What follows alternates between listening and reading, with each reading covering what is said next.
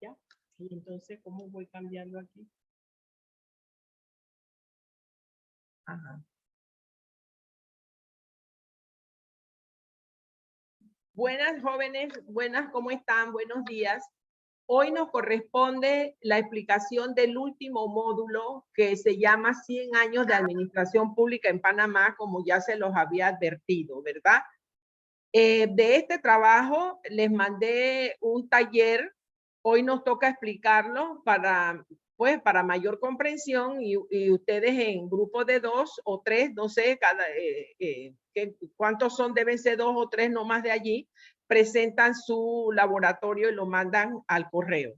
Muy bien, este tema es muy interesante porque hace un recuento histórico, ¿verdad?, de qué ha pasado en nuestra república en 100 años. Lástima que se quedó en 100 años y nadie más ha hecho una investigación. Bien, nos empezamos con la primera pregunta. ¿Qué tratado firma Panamá en el mismo periodo que se aprueba la Constitución Política de 1904? ¿Cuál es la coincidencia y contenido de ambas normas? Bueno, aquí nos hablan del Tratado Jaibuno-Varila, que fue un acuerdo internacional celebrado entre Panamá y los Estados Unidos el 18 de noviembre de 1903. Dicho tratado ponía prácticamente la tutela estadounidense sobre Panamá y permitió que se tomara una franja de 10 millas de ancho sobre la cual pasaría el Canal de Panamá y que fue llamado Zona del Canal de Panamá. Bien, a ver, aquí vemos la coincidencia y contenido de este documento. Los artículos 7 del Tratado Jaibuno-Varila y el artículo 136 de la Constitución de 1904.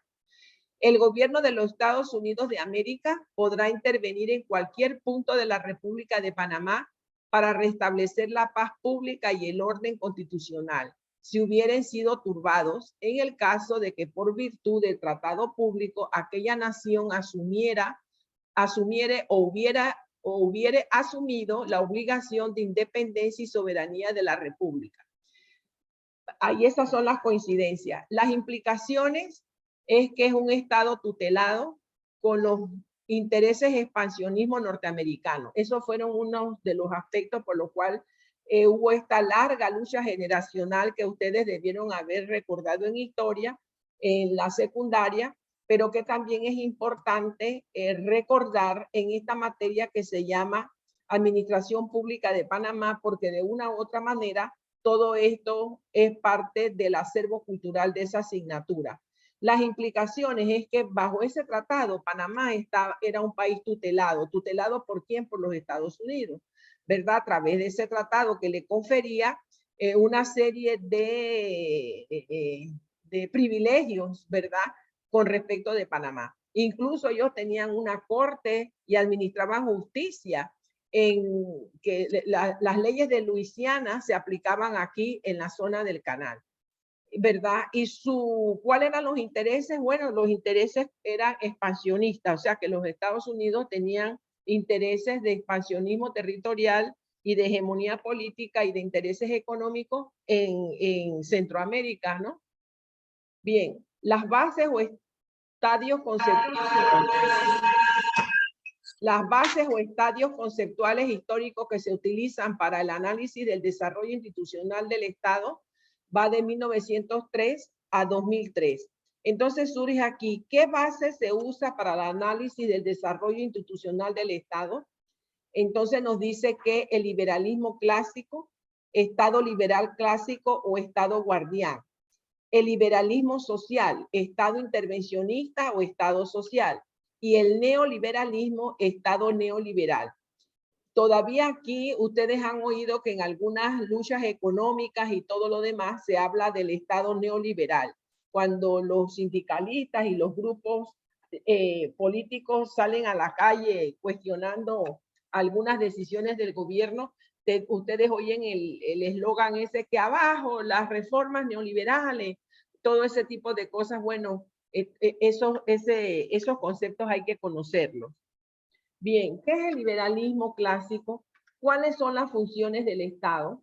Entonces nos dice que el liberalismo clásico es una corriente de pensamiento surgida en la Europa del siglo XVIII, ¿verdad? Y conformada por núcleo de ideas económicas del que se deriva un conjunto de planteamientos jurídicos, políticos y éticos.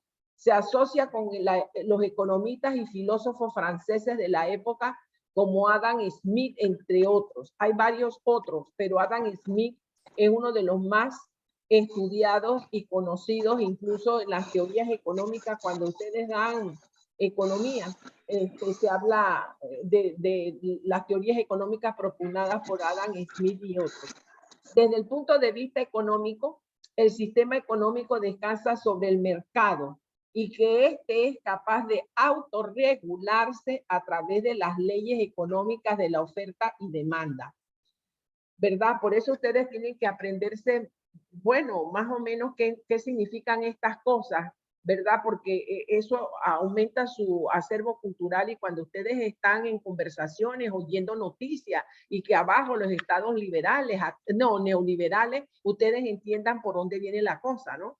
En donde el estado neoliberal permite la libre oferta y demanda, ¿verdad?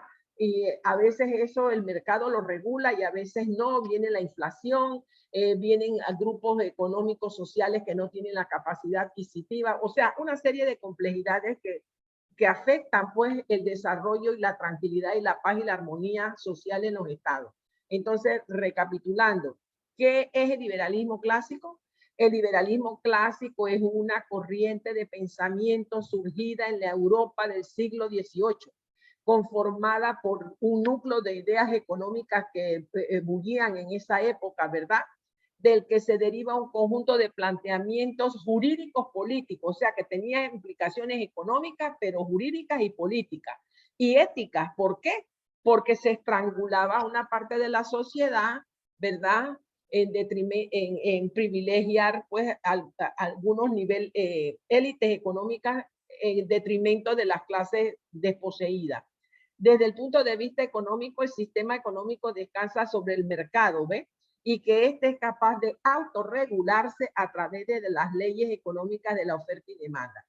¿Cuáles son las funciones que tiene el Estado en este periodo frente al liberalismo clásico?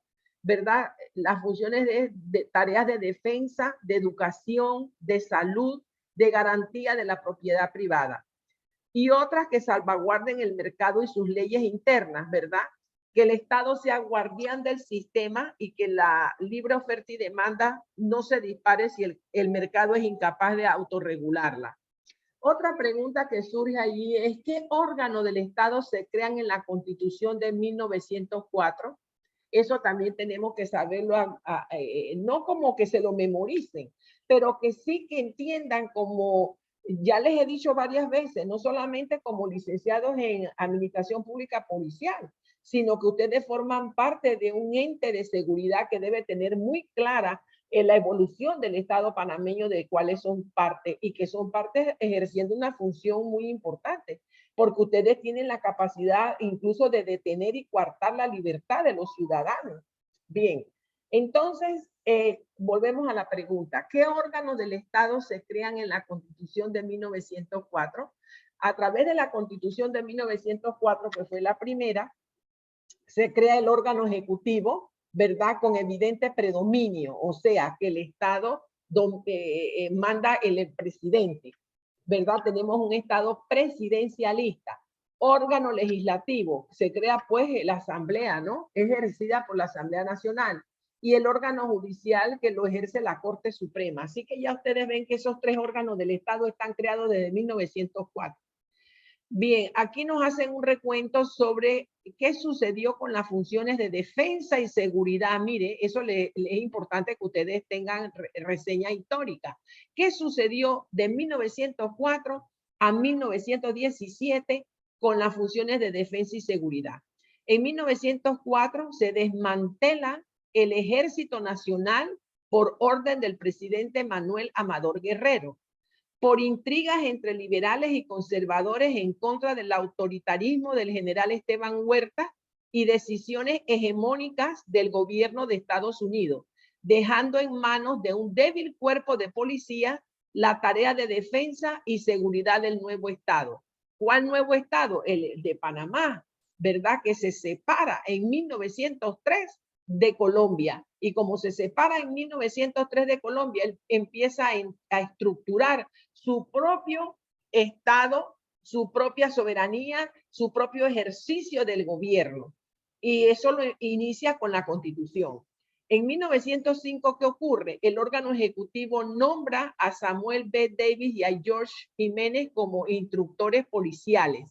Empieza a organizar, miren, en 1905, la seguridad pública, pues, de aquella época. En 1910 se nombra a Wallace Clark como instructor policial. En 1917 se designa a Albert Lamb como instructor e inspector general, cargo que se desempeña hasta 1919, cuando es nombrado como jefe de la institución hasta 1924. Miren qué interesante esta reseña histórica. Bien, en cuanto a las finanzas públicas, ¿qué pasó en Panamá con las finanzas públicas desde 1904 a 1940? Bueno, aquí podemos resumir que se observa la presencia de dos economías enfrentadas, una débil, dependiente y sin respaldo solvente, y la otra teñida de influencia económica, ¿verdad? ¿Por qué? Porque los Estados Unidos estaban en Panamá, y tan es así que ustedes ven que nosotros, ¿qué corre aquí? Todavía en el 2021 el dólar.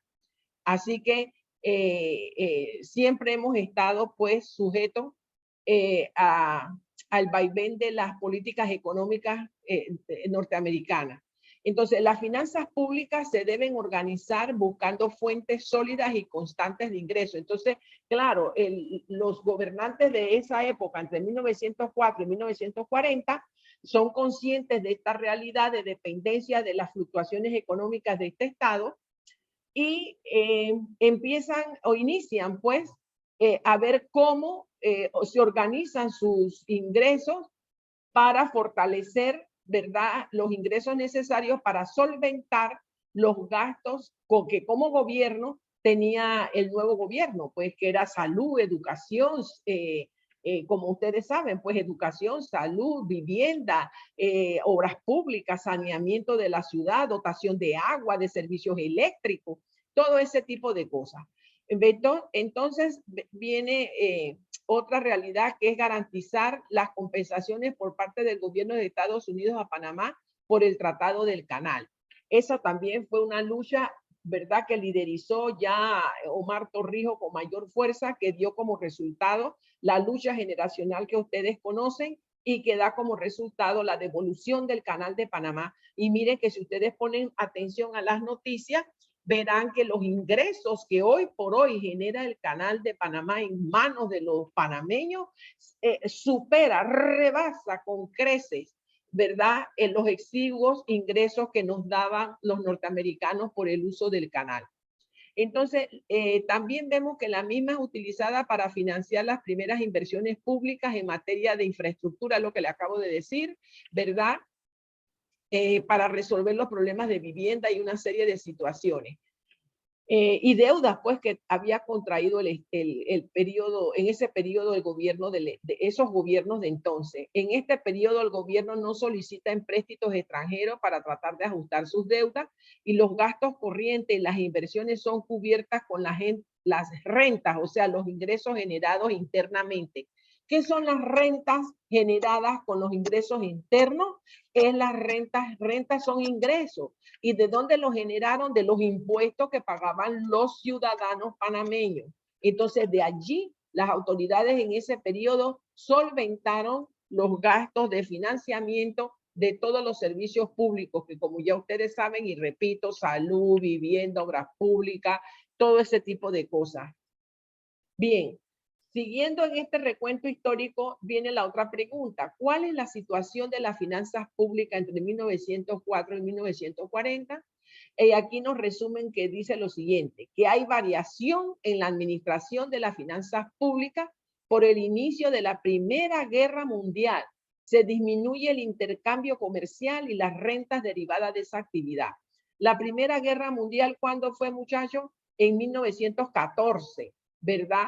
Fue una conflagración terrible. Si ustedes no han leído ni visto películas ni obras que tratan lo desgarradora y terrible que fue esa guerra, háganlo, porque es interesantísima ver que a veces uno nada más piensa en la Segunda Guerra Mundial y el genocidio de los judíos y todo ese tipo de cosas, pero en la Primera Guerra Mundial fue terrible la mortandad tanto de civiles como de los miembros armados de los grupos pues, que se alinearon en bandos.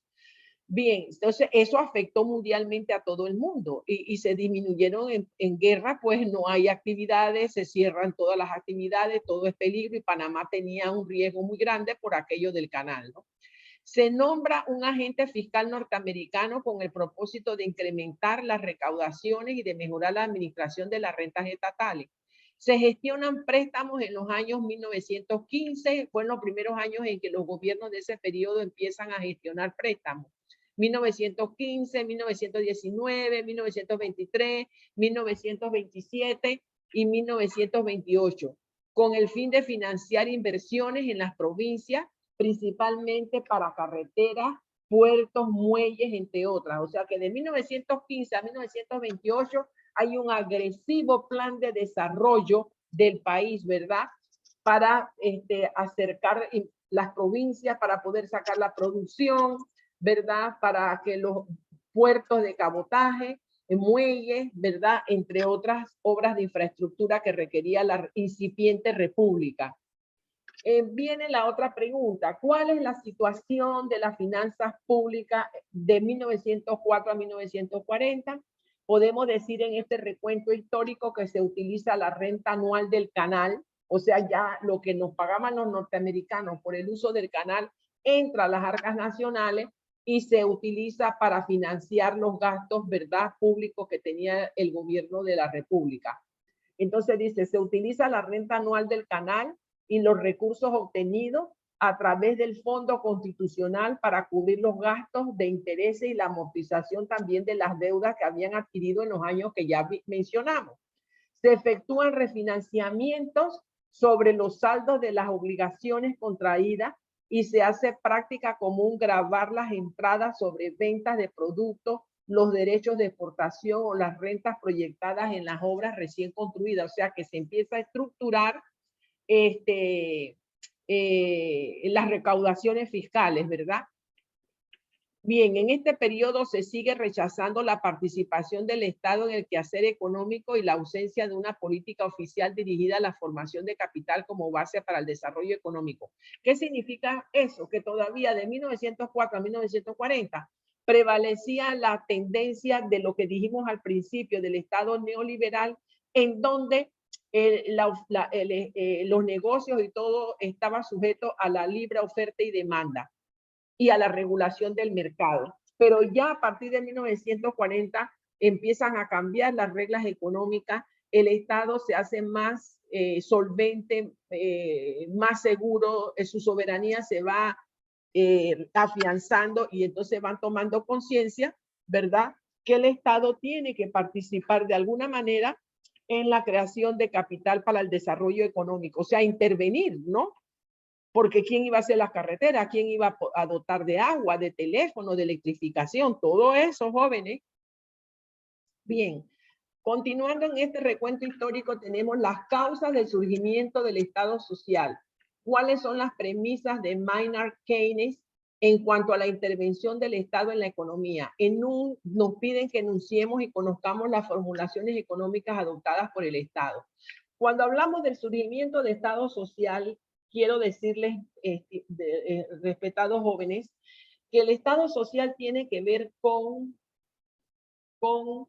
el Estado social tiene que ver con que los gobiernos empiecen a mirar los grupos débiles de la sociedad, a cómo ayudar a las personas que no tienen educación, que no tienen recursos, que no tienen cómo proveerse una vida digna, ¿verdad? Maynard Keynes es también un economista de esa época. Bien, ¿cuáles son las premisas que dominan en esa época? Se enfrenta a los postulados del liberalismo clásico, era lo que les comentaba, ¿no? Sostiene que el capitalismo no se autorregula ni es capaz de conseguir por sí mismo el bien común. Por lo tanto, el Estado debe intervenir en la economía para lograr ambas cosas. ¿Qué es el bien común? De eso hemos hablado.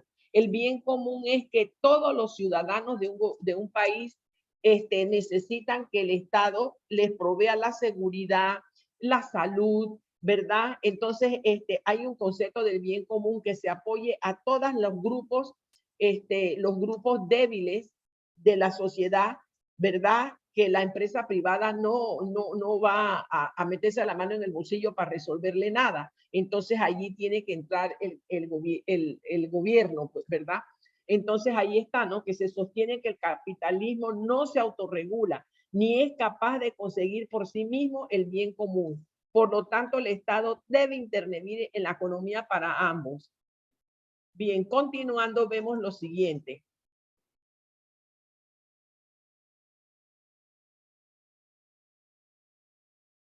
Bien, continuando, viene el aspecto que se llama formulaciones económicas de tipo keynesiano. Cuando ustedes oyen ese concepto de Keynes, ¿quién es Keynes? Otro economista, ¿verdad? No me acuerdo si es inglés o norteamericano, pero de uno de esos lugares es. Entonces, en mayor o menor medida, países de orbe capitalista utilizan ¿qué cosa? Políticas monetarias para estimular o frenar la actividad empresarial, planificación de la economía. Mira qué interesante, ahí surge el concepto ya de planificación de los procesos económicos, ¿verdad? Inversiones públicas para reactivar la economía. Mire, por ejemplo, si ustedes son curiosos y están leyendo las noticias, ahora con el tema de la pandemia, ¿qué ha pasado? En los Estados Unidos, por ejemplo, el presidente actual que ganó las elecciones, Biden, ha presentado un proyecto a los congresistas de invertir no sé cuántos billones de dinero en obras de infraestructura pública de manera tal de reactivar la economía para ayudar a toda esa masa que producto del cierre de muchos negocios, porque a los Estados Unidos le dio bien duro el tema del COVID, se cerraron muchos negocios, muchas empresas y hay un gran desempleo también. Entonces el Estado va a intervenir en obras de infraestructura para tratar de dotar de empleo. Y ustedes, si son curiosos y están viendo las noticias, como varias veces se lo he dicho, ven que aquí en Panamá muchas veces las intervenciones de nuestro señor presidente, el licenciado Cortizo, ¿qué nos dice él? Que van a tratar de invertir a través de obras públicas, de reactivar Colón, pero emplear a la misma mano de obra de esa provincia. ¿Con qué fin? Con el fin de coadyuvar a la reactivación económica. ¿Y cómo se coadyuva a la reactivación económica? A través de inversiones públicas. Bien, otros programas de redistribución del ingreso nacional para corregir las desigualdades. Cuando hablamos de programas de redistribución del ingreso nacional para corregir las desigualdades, eso quiere decir estudiar la estructura impositiva de los impuestos a la ganancia, los impuestos sobre la renta, los impuestos a todos los impuestos que nosotros pagamos, ¿verdad? Para que los que más ganan aporten mayores impuestos y los que menos ganan sean los que menos impuestos aporten porque ganan menos. Entonces, más o menos se llama redistribución del ingreso nacional, ¿verdad? A través también para corregir las desigualdades. Y uno de los aspectos que entra en juego es el tema de analizar la tabla de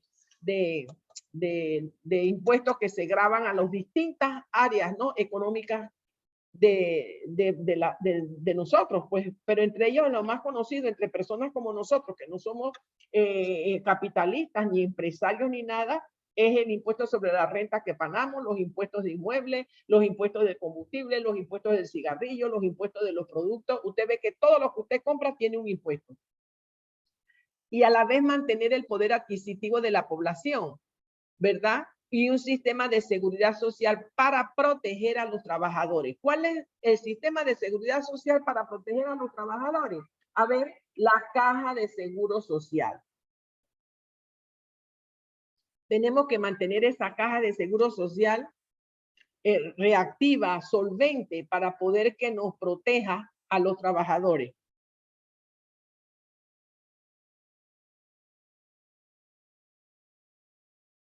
Jóvenes, me esperan un segundito que se me ha congelado aquí el equipo. Ya vengo.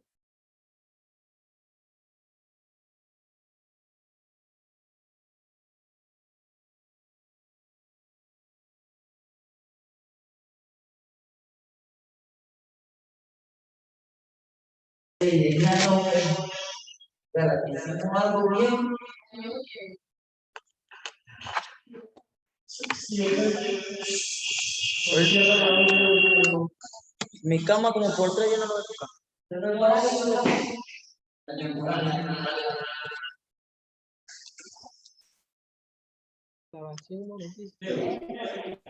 Bueno, jóvenes, continuando, por favor, jóvenes, continuando, causas de surgimiento del Estado social. ¿Cuáles son las premisas? ¿Verdad? Continuamos. Formulaciones económicas adoptadas por el Estado. Frente a todo esto tenemos que ver, pues, qué fue haciendo el Estado panameño para garantizar el desarrollo del mismo. Declara una moratoria en el pago de la deuda pública en aquella época. Rebaja los salarios de los funcionarios. Mire, el presidente de aquellas épocas se atrevieron a rebajar los salarios de los funcionarios del momento. Suprime los gastos públicos. ¿Cuáles gastos públicos? Los gastos superfluos, que hoy en día son una de las críticas más graves que hay a los gobiernos de turno, ¿verdad? En que cada día los funcionarios públicos tienen gasto de representación, gasto de movilización, pago de los teléfonos celulares, choferes. Bueno, y eso no es una crítica, sino es una realidad, porque eso lo estamos viendo en los periódicos. El último escándalo, pues, el de los alcaldes. $5,000 de gasto de movilización que ustedes todos han visto frente a la desgracia de la mitad de los ciudadanos panameños de bajos recursos que han perdido su ingreso. Bien, entonces en aquellos momentos aquellos gobernantes fueron capaces de declarar moratoria en el pago de la deuda pública, rebajar los salarios de los altos funcionarios, suprimir los puestos públicos que no eran necesarios, restringir el número de empleados por empleo por grupo familiar. ¿Qué significa eso? Aquí vemos que personas políticas que tienen vara alta, como decimos los panameños, tienen a la mitad de la familia contratadas, mientras muchos de nosotros a duras penas trabajamos uno de nosotros en el sector público. Y a veces tenemos conocimiento, formación, capacidad, pero no nos toman en cuenta.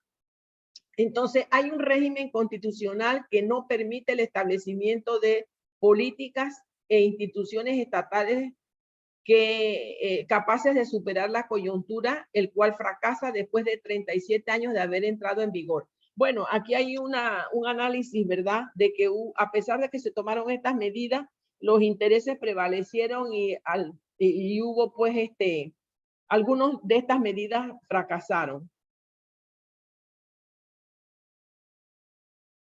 Bien, ¿cómo se manifiesta el Estado interventor en las constituciones? Aquí ya vemos, ¿no?, que después de 1904 surge una constitución que se reforma en 1941, se reforma otra vez en el 42 y se reforma nuevamente en el 46. Después del 46 hubo más reformas, pero estamos estudiando este periodo, ¿verdad? Dice que de 1941 a 1942 se mantiene la separación de los tres poderes y de un régimen presidencial cuasi autoritario. Yo creo que todavía se habla de que Panamá tiene un gobierno presidencial en donde el presidente es la principal figura. Fíjense que cuando la población pide que cierren la calle, ya no piden que vaya el ministro. Queremos al presidente, que venga el presidente, porque sienten que el presidente es la máxima autoridad capaz de resolver los problemas. Es la primera constitución social panameña, o sea que hubo una en 1904, pero ya en el 1941 se le da un concepto social que ya vimos lo que significaba el concepto social. Se rechaza la concepción laissez-fairista de la economía. Laissez-fairismo es una frase que viene del francés que dice laissez-faire, dejar hacer, dejar pasar. O sea que los gobernantes ven lo que pasa y no le toman conciencia que pase y que pase lo que pase. Entonces, de eso viene laissez-fairista, dejar hacer, dejar pasar, es una frase de origen francés, en que el Estado es meramente observador de lo que está pasando en el contexto económico. ¿verdad? Se reconoce en el derecho y el deber del Estado de intervenir en el proceso económico. Ya aquí en estas constituciones se van dando cuenta que el concepto neoliberal no puede privar y que se requiere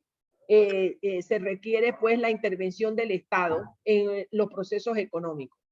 Se establecen varias normas como garantía de la libertad de contratación sujeta a las limitaciones y restricciones de las normas vigentes en aquel momento. El reconocimiento del derecho a la propiedad privada y a la obligación, ¿verdad?, de cumplir con una función social. La facultad del Estado de expropiarla por razones de utilidad pública, ¿verdad?, mediante pues justas indemnizaciones e intervención del aspecto legal jurídico. Que cuando se expropian propiedades, por ejemplo, si yo tengo que ampliar una carretera, ¿verdad? Ponte que la Interamericana, y tengo que ampliarla porque el bien común y el tráfico, el alto tráfico, el aumento de la población, de la demografía del país requiere la ampliación y yo voy a intervenir tierras que están a las orillas, yo tengo que indemnizar a los propietarios de esas tierras. Si yo voy a construir antenas parabólicas o torres de transmisión eléctrica que las tengo que colocar en alguna finca, probablemente tengo que comprar la finca porque tengo que montar esas torres allí y tengo que indemnizar a los propietarios. Más o menos de eso se trata el concepto de la indemnización de la propiedad privada cuando pues se requiere la intervención de las tierras por intereses del bien común. Bien, la familia queda bajo la salvaguarda especial del Estado, o sea, ya entra en la legislación el aspecto de la familia, el aspecto de la sociedad, de proteger a los huérfanos, a los desvalidos, a las mujeres desprotegidas, a los enfermos, o sea, empieza ese concepto, ¿no?, a tomar fuerza. En 1941, las normas tienen que ver con la igualdad dentro del matrimonio. Mira, todo eso va aumentando. Quiero que ustedes sepan que antes de esa época, las mujeres no tenían derecho al sufragio, no podían votar. Mire, yo creo que fue con la Constitución de 1946, cuando estaba el doctor Arnulfo Arias Madrid, que se le da el voto a la mujer. Mire, cuán tardíamente entra la libertad de las mujeres, incluso no podían contratar antes de esa fecha, tenían que vivir dependientes del marido, el marido hacía y deshacía con las fortunas o los bienes o los intereses, las golpeaban, las maltrataban y no había derechos. Hoy por hoy siguen matando a mujeres porque ustedes ven que hay una crisis social en muchos países. Panamá no escapa al tema del femicidio, pero ya las mujeres están protegidas. Bueno, aquí entonces hablan de la igualdad dentro del matrimonio, la patria potestad, los derechos de los hijos fuera del matrimonio. Ese es otro aspecto muy importante. Antes de esas constituciones, las personas que tenían, las mujeres que por alguna razón tenían relación con alguna persona casada y tenían hijos, esos hijos no podían llevar el nombre del padre porque no estaban casados y por eso llevaban el nombre de las mujeres. Con esas reformas se obligó a que, aunque los hijos fueran habidos fuera del matrimonio, el hombre tenía la obligación de reconocerlo y de protegerlo. Todo eso surge en ese periodo. Bien, entonces tengan eso claro. Miren, por eso es que le dije que esta clase era interesante. Es un poco, ¿cómo se llama? No es fácil digerirla, por usar una expresión, pero uno la lee y la va comprendiendo y va tomando conciencia de cuál ha sido la evolución, ¿verdad?, en los conceptos que rigen hoy por hoy la administración pública de nuestro país. Vuelvo a repetir, en este periodo, en el 41, ¿qué se logra con esa constitución? La igualdad dentro del matrimonio, la patria potestad, los derechos de los hijos fuera del matrimonio, la paternidad, la protección de la maternidad, en cuanto a que las mujeres que iban a tener bebés pudieran quedarse 3 meses en su casa, el fomento social y económico de la familia, el reconocimiento del trabajo como una obligación social bajo la protección del Estado. La garantía de derecho a huelga, con la excepción de las huelgas en los servicios públicos, y la solidaridad, la asistencia social. Mire, todos los derechos que hoy por hoy se han perfeccionado. Tampoco en las organizaciones podía haber huelgas hasta que empezaron pues a a valorarse estos aspectos y a reconocerse como un derecho. El voto femenino, como les dije, el derecho de la mujer a ocupar cargos con mando y jurisdicción. El Estado puede reglamentar las tarifas de las empresas privadas que prestan servicios, prohíbe la explotación privada de los juegos de suerte y azar. Aparecen las loterías oficiales, que es la Lotería Nacional de Beneficencia, pero con el fin de ayudar a los orfanatos. Ese es el interés de la lotería. Se crea la Caja de Seguro Social, ¿verdad? Ya ven todos los avances que se dieron. En el 46, ¿qué pasa? Se reconoce el ejercicio de las actividades económicas correspondientes a los particulares, pero se consagra la facultad estatal de dirigirlas, orientarlas y reglamentarlas según las necesidades sociales y las normas constitucionales. Se crea el Consejo Nacional de la Economía para asesorar a los órganos ejecutivos y legislativos. Se reivindica el derecho del Estado con fines de justicia social de intervenir en las actividades privadas cuando afectan el bien común. Se faculta al Estado para regular las tarifas de los servicios públicos, controlar los precios de los artículos de primera necesidad y crear empresas de utilidad pública. Se crean varias instituciones públicas. Fue un periodo en donde los gobernantes, a pesar de las altas y las bajas que siempre caracterizan a los gobiernos, porque desde que somos seres humanos, el mundo es mundo, hay corrupción desde Napoleón, los egipcios, todos han pasado por eso. Sin embargo, hubo una producción de instituciones, de interés, de interesarse, valga la redundancia, por fortalecer el Estado panameño. Eso hay que reconocerlo. Bien, en el 46, ¿qué pasa? ¿Qué planteamientos de modelo económico y reforma jurídica recoge la Constitución del 46? La Constitución del 46 tiene que ver con el modelo económico de desarrollo cepalista que viene de la CEPAL, que es la CEPAL, el Consejo Económico. Bien, se intenta establecer un sistema nacional de planificación económica. Se crean entes como el Consejo Nacional de Economía, la Dirección General de Planificación y la Administración de la Presidencia. Mire, qué interesante todo lo que está pasando en el 46. Se crea el Consejo Nacional de Economía, que todavía está, la Dirección General de Planificación y Administración de la que es la CEPAL. CEPALista viene de CEPAL, que es una de las 5 comisiones regionales de las Naciones Unidas. Se fundó en 1948 para contribuir al desarrollo social sustentable de los países de la región. Bien, se formula el Plan de Desarrollo Económico y Social, se incursiona en la regulación de las empresas privadas para asegurar el cumplimiento de los preceptos de justicia social, servicios básicos, vivienda, banca, control de las tarifas de los servicios públicos, artículos de primera necesidad, redistribución de la propiedad de la tierra y explotación de los juegos de suerte y azar. Se realiza un intento sistemático de mejorar la eficiencia y eficacia de un aparato público que con sus nuevos roles se hace pesado y lento. Mire, cuán ambiciosa fue la Constitución del 46. Así que con estas explicaciones ustedes pueden estudiar pues ampliamente en el material bibliográfico que les envié cuáles fueron los aportes en el 41, en el 42 y en el 46 y cómo va evolucionando y perfeccionando la gestión pública de nuestro país. Bien, aquí continuamos preguntándonos qué esfuerzos se realizan en los años 63 al 70 para la profesionalización de la función pública. Mire, el concepto de profesionalización de la función pública no es nuevo. Usted lo oye ahora hablando en la DIGECA, en todo, en los discursos, en los documentos, pero ¿de dónde surge? Ya desde 1963 había el concepto de función pública. Bien, ¿y cuándo surge esto? Se surge con la creación de la Dirección de Planificación.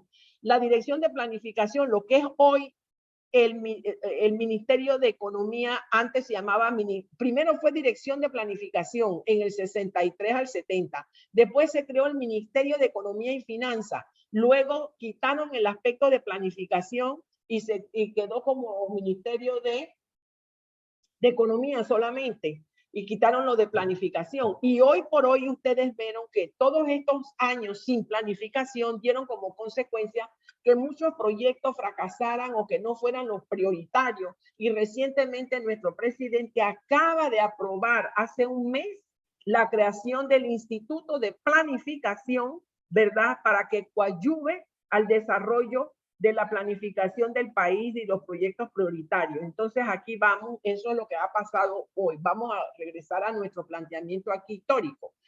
Del 63 al 70 se crea la Dirección de Planificación y Administración de la Presidencia como un departamento, ¿verdad? En la presidencia. Hay ensayos de profesionalizar la función pública a través del establecimiento de un sistema de carrera administrativa que se creó la ley en 1955 al 61, ¿verdad? Sin embargo, la ley de carrera administrativa siempre ha tenido altas y bajas. ¿Por qué? Porque los gobiernos de turno no les conviene una carrera pública porque tienen a los puestos del gobierno como botín político. Se les dice botín político, ¿por qué? Porque sube el PRD, votan a todos los demócratas cristianos y nombran a los PRD. Después se acabó el gobierno PRD, pierden las elecciones, sube ¿cómo es el plantón? ¿Cómo es? El panameñista, votan a todos los que están. Entonces, eso no puede ser, porque tiene que existir un sistema fortalecido de carrera administrativa en donde el funcionariado público gane los puestos por mérito, por concurso y se sienta comprometido. Entonces, actualmente hay una dirección de carrera administrativa adscrita a la presidencia que se conoce con las abreviaturas de DICET. Jóvenes, yo les he pedido que no hagan bulla, por favor. Jóvenes, cierren los micrófonos.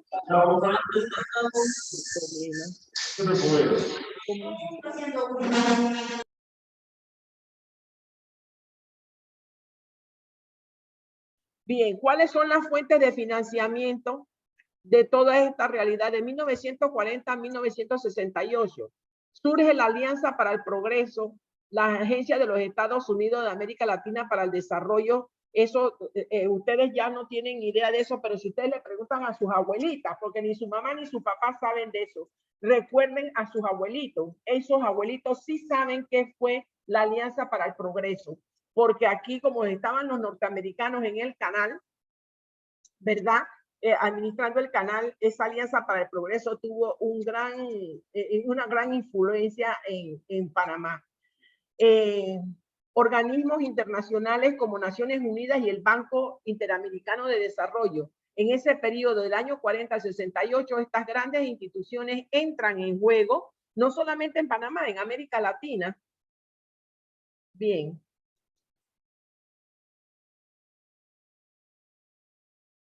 Ajá. Explique, continuando, vemos la otra pregunta. Explique la institucionalización del gobierno militar en la Constitución del 72. Ya salimos de las constituciones del 41, 42 y 46 y ahora vamos a ver qué pasó con la nueva constitución que reforman en el 72. En esta constitución ya teníamos el gobierno militar que le llamaron porque ya se dio el golpe de estado del 68, en donde bajan al presidente Anufuaria y llegan los militares al poder.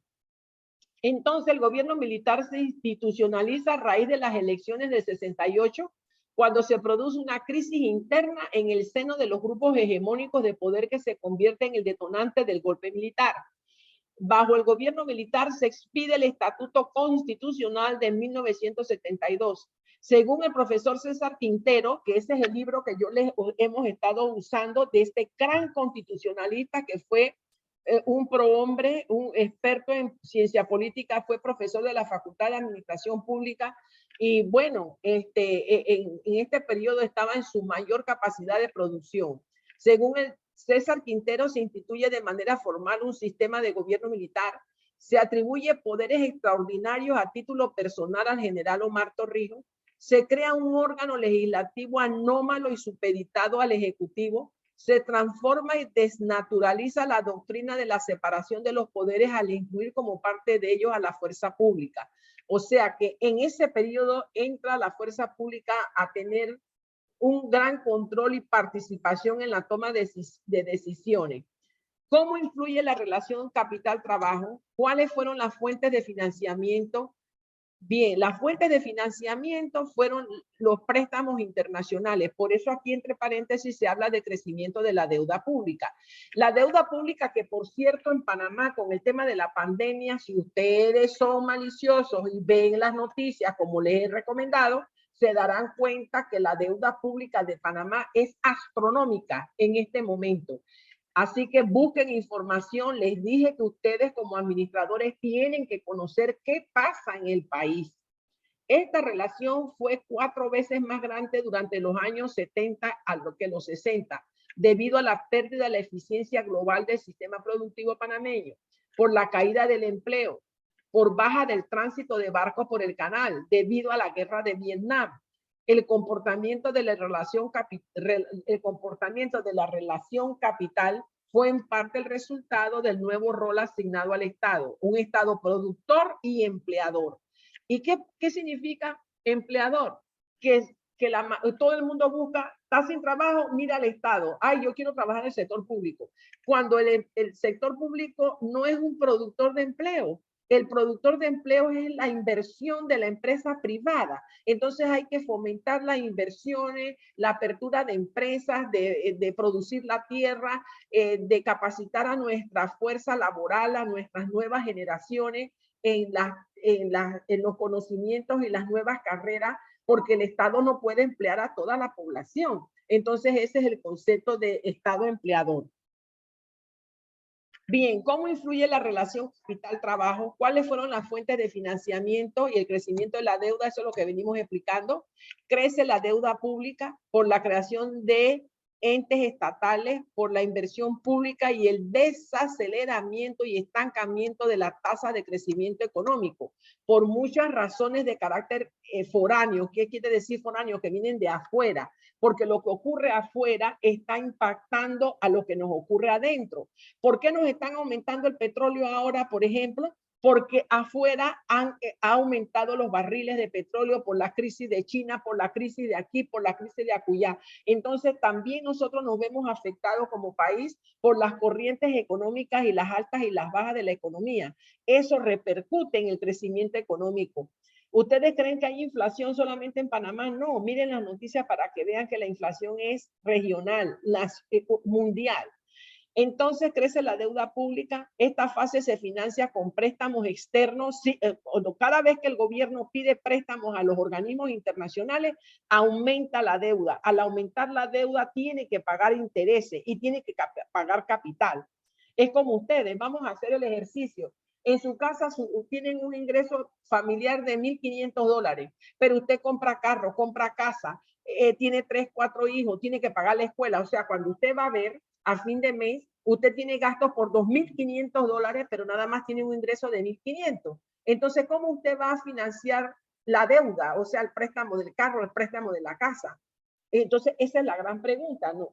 Los países también se van endeudando para resolver los problemas sociales, pero cuando usted se endeuda por deuda, con préstamo, no es fácil resolver el problema. Entonces, continuamos, vemos el desarrollo institucional de la administración pública panameña ha marchado a través de las concepciones económicas de 3 estadios: liberalismo clásico, liberalismo social y neoliberalismo.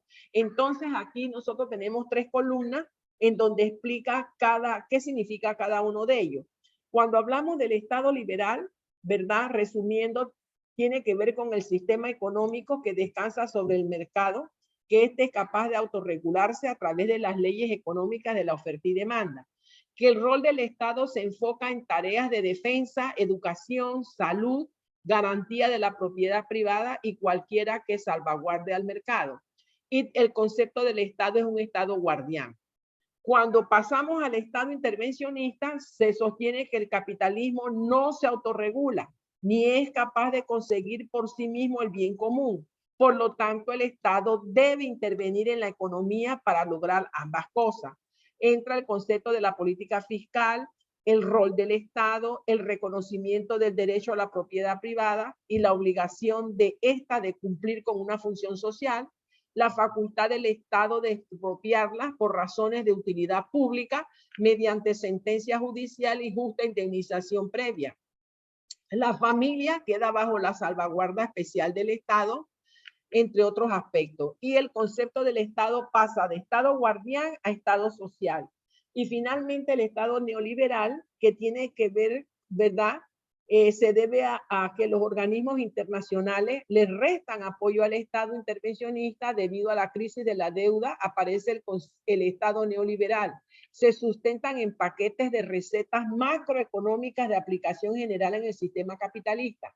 El rol del Estado regulador de los agentes económicos, privatización de las empresas públicas, reducción del gasto público, reforma tributaria, reforma de la seguridad social, eficiencia en el gasto público. Este Estado neoliberal es el que todavía prevalece en Latinoamérica, aunque muchos no lo quieran aceptar.